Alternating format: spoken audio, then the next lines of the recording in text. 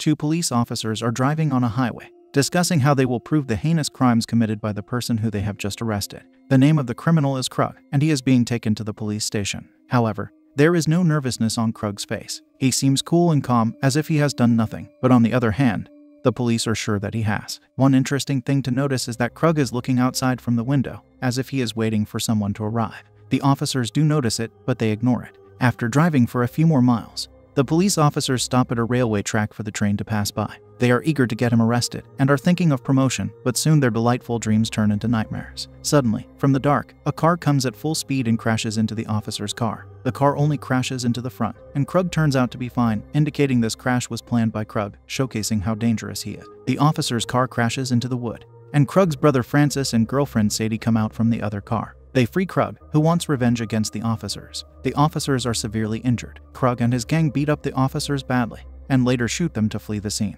Whoever these criminals are, one thing is for sure, and that is they are capable of making a person's life a living hell. Mary is a 17-year-old young teen girl who is a professional swimmer and has won dozens of medals in swimming competitions. She is an only child, but despite this, she isn't able to seek proper attention from her parents. Her dad John is a doctor, and most of the time is busy performing surgeries, and her mother Emma also remains busy, as she is involved in her side business. Due to their negligence, Mary's mental and physical health is deteriorating, as she isn't able to share things with them. Her parents realize this, and therefore they both arrange a trip to their house, which is located near the lake. The family enjoys traveling, and after going on for several miles, they finally reach the lake house. They unload their stuff and go inside. Mary, while going upstairs, sees the pictures of her family, in which a boy is also present. The boy was her brother, who unfortunately passed away. She starts remembering her brother, which makes her shed some tears, and this disturbs her mood. She goes to her mother to ask permission to visit her friend who works as a cashier nearby so that she can have a fun time. To this request, her mother stays quiet, expressing her disapproval, as her mother wants Mary to spend time with her parents, and she is also worried about her safety, as the lake house is located in the woods. But Mary's dad thinks otherwise. He thinks that his daughter would enjoy herself more with her friend.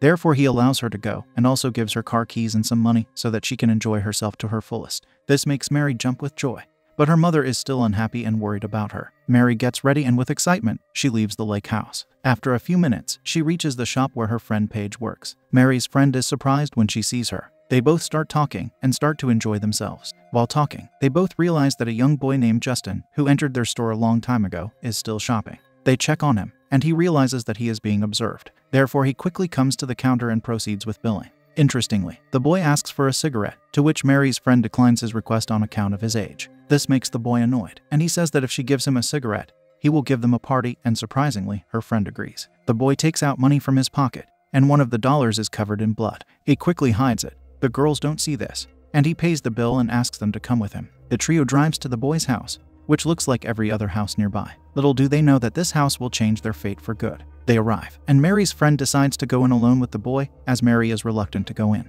She gives her friend the instructions to come back quickly and waves her off, and her friend enters with the boy while Mary waits in the car. Several minutes pass by, and Mary is now getting concerned, as her friend hasn't returned yet. Negative thoughts cross her mind. What if the boy is doing something wrong with her friend? She decides to go inside the house and see if her friend is safe. Her heart races as she opens the door, and finds out that the boy and her friend are smoking together in a room. This annoys Mary, as she doesn't want to be late or get involved in this stuff. But the boy and her friend insist on her joining them. Therefore, she joins them and starts smoking, which shows how mentally disturbed she is. Mary starts to enjoy this company, and while enjoying it, she gets a call from her mother, who asks her where is she and why she has gotten so late, which shows that her mother is concerned about her daughter. To this, Mary replies that she is with her friends, and also requests her mother if she can stay the night with her friend. This request of Mary annoys her mother, but before she can reply, the signal drops and the phone call cuts. Mary takes this as a yes. The three friends continue to talk and party, but soon the boy's family reaches home, which turns the tables upside down. The family of the boy are the same cruel criminals who recently shot the two cops in the head and escaped from the police's custody. Krug, who is one of the most dangerous criminals in the town, is the father of this young teen boy Justin.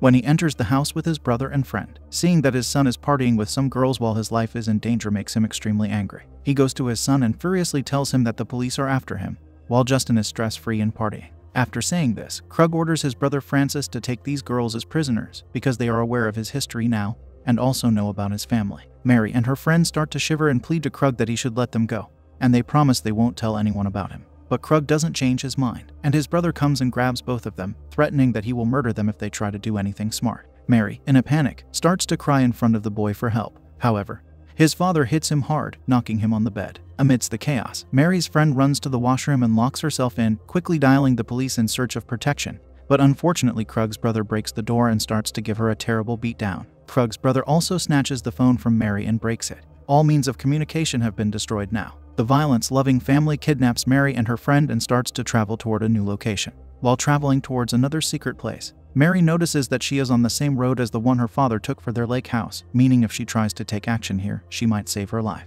These thoughts cross Mary's mind, and she starts moving left and right very quickly, attempting to run away by opening the door. Although she isn't able to escape, the balance of the car breaks, and the car crashes into a tree. In the meantime, Mary's friend gains consciousness and starts to run towards a factory to find help.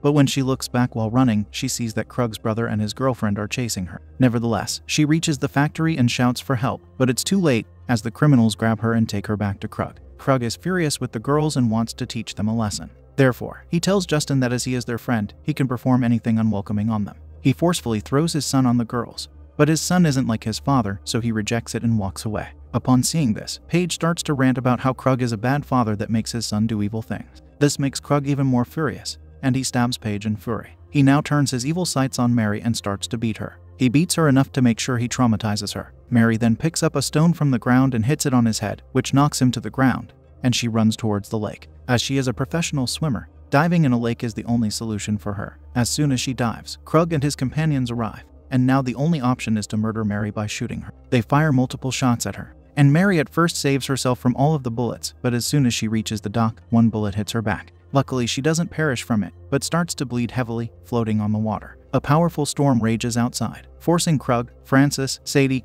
and Justin to desperately seek refuge at a nearby house. They see a house just a few minutes away, and decide to ask for help from its residents. They knock on the door, and Mary's parents open the door. But at this point, the parents don't know what these beasts have done to their daughter. As Mary's father, John, is a doctor by profession, he helps them by treating their injuries and by giving them pills. Emma gives them some coffee and snacks, and also allows them to stay at their guest house for the night. After finishing his coffee, Justin goes to the kitchen to place his coffee cup, and when leaving the kitchen, he sees a glimpse of the photos that are hung up on the fridge, and gets shocked when he sees Mary's picture on it. He immediately concludes that they are the parents of Mary, and starts to cry and curse himself as he blames himself because he brought Mary and Paige with him. He weeps continuously, and then places the necklace of Mary with his cup so that her parents will learn of her terrible fate. He keeps his mouth closed about Mary, as he thinks that Krug and his companions would show no mercy to Mary's parents. He cleans his face and goes with them to the guest house silently. Emma and John, on the other hand, are preparing to go to sleep when suddenly they hear a strange sound coming outside from their door. They both go out to check, and what they see makes them devastated.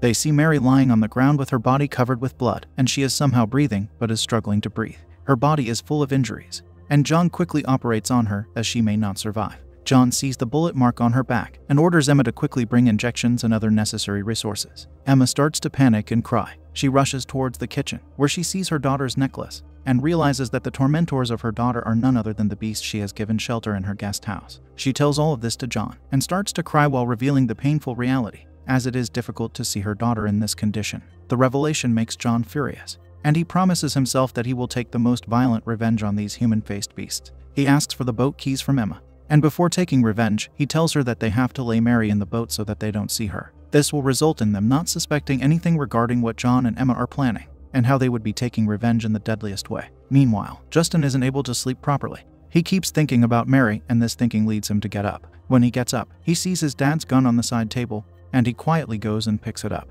He starts to play with it, which shows how deeply his mental health is affected. Meanwhile, Emma goes to the kitchen to collect the knives so that revenge can be taken on her daughter's culprit. To her surprise, when she is making the preparations, Francis appears from behind her to get some water. Emma doesn't want Francis to see the knives or see Mary's picture on the fridge. Therefore, she diverts his attention by talking to him and by making juice for him. Francis enjoys the juice, but the moment he goes out, he is baffled to see Mary lying on the table. Suddenly, Emma attacks him from behind by smashing a bottle on his head. Somehow, he controls himself and fights back, and picks up a knife to stab Mary. He approaches her with the knife, but John comes from behind, grabs him by his hair and throws him back. Francis injures his hand, and John dips his face into boiling water to make him suffer even more. To further increase his suffering, John smashes a hammer into his hand, which doesn't end him, but increases his pain. Eventually, Francis passes away. John and Emma now enter the guest house to make the others pay for what they have done. They enter Krug's room to find out that he is sleeping with his friend Sadie, and Justin is sitting in the corner, holding Krug's gun. Justin sees John and Emma, and at first, he points the gun at them, but then signals that they can take the gun from him, proving his innocence. John comes to take the gun from Justin, but while doing so, Sadie wakes up as she hears footsteps. The moment Sadie turns her head towards John, he shoots her, but the bullet only touches her neck and goes through the pillow. Sadie runs and locks herself in the bathroom, but John and Emma break into it.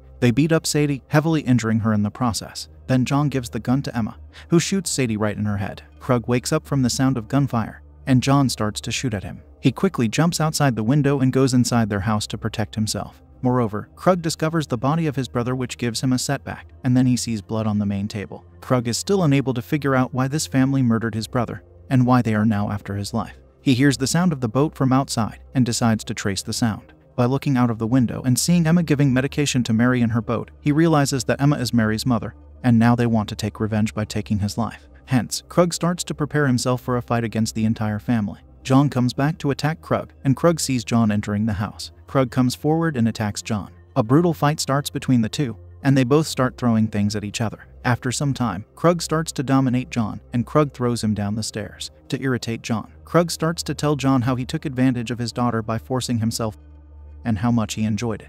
This makes John furious, and he gets up to fight him, but Krug still has the upper hand on John, and he continues beating himself up. He is about to strangle John, but Justin appears from behind and points a gun at his father. Krug snatches the gun from Justin and starts to hit him brutally. Emma appears from behind and hits Krug on the back of his head, and John joins her. They both beat him to the extent that Krug faints. After this, they take Justin with them and leave the area on their boat, but John still isn't at peace as he knows Krug is still alive. Therefore, he returns to the lake house, and as a doctor, he uses his knowledge to make Krug paralyzed and transform him into a living corpse. Krug regains consciousness and asks John about what he has done, to which John replies that he has done something that Krug will enjoy, if he even survives at the end. John goes to extreme lengths as he places Krug's head inside the oven and turns it on. A few seconds later, Krug screams at the top of his lungs, and his screams are followed by the sound of the blast, indicating that Krug is no more. John smiles, knowing that he has ended a life of a sadist.